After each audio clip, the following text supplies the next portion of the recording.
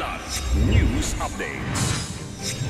Mga balita ngayon, 3 dating kasapi ng CTG at CFO sumuko sa Bulacan, baril na samsang. Senate premises maaaring tuluyan ni Senator Bato de la Rosa sakaling ilabas ng ICC ang arrest warrant laban sa kanya. 32 pasahero ng bangkang lumubog sa Turtle Island, Tawi-Tawi na iligtas ng Philippine Navy at Malaysian tanker.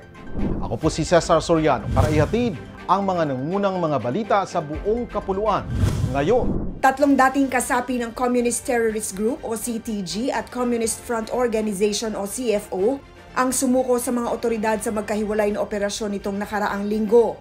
Sa Barangay Sampaloc, San Rafael, sumuko sina Ka-Hope, 48 at Ka-Gracia, 45 mula sa San Jose del Monte City, Bulacan. Inamin ni Ka-Hope na miyembro siya ng CFO mula 2000 bago sumali sa CTG habang si Ka-Gracia ay nirecruit noong 2003. Isang homemade caliber .38 revolver ang isinuko nila. Samantala, sa Hagonoy, sumuko si Ka Luis, 64 years old, dating kasapi ng Bagong Hukbong Bayan. Ipinasa niya sa pulisya ang isang snub-nose caliber .38 revolver at 2 bala.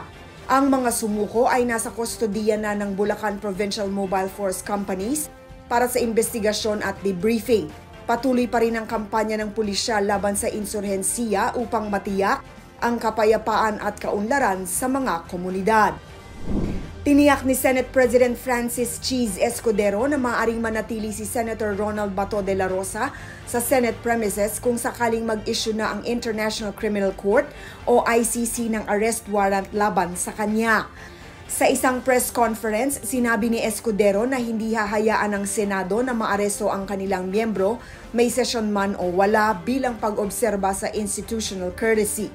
2 senaryo ang ipinunto nito. Una ay ang pag-ubos ng lahat ng legal remedy o kaya'y kusang lumabas ng Senado at sumuko ang senador. Una nang sinabi ni De La Rosa na hihingi ito ng proteksyon mula sa Senado sa oras na mailabas ang warrant na nag-uugnay sa kanya sa mga naging paglabag sa karapatang pantao sa war on drugs ng Administrasyong Duterte. Sinagip ng Philippine Navy ang 26 na pasahero ng lumubog na bangkang ML Bangsata sa karagatang sakop ng Turtle Islands noong Linggo pasado alas 10 ng gabi. 6 pang sakay ang nailigtas naman ng isang barkong Malaysian.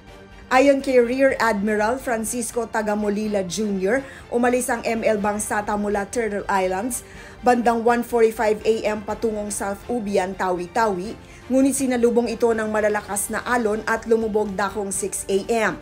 Kumapit sa mga debris ang mga pasahero hanggang sa masagip sila. Ang Singaporean flag tanker na Ionia ang unang nakakita sa insidente at agad nagbigay alam sa mga otoridad kaya mabilis na rumesponde ang Naval Monitoring Station, Taganak at BRP Jose Loor Sr.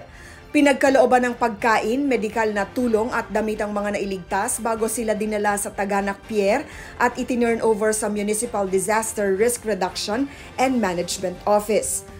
Para sa Kidlat News Channel, ako si Rosalyn Sinchonko, nag-uulat.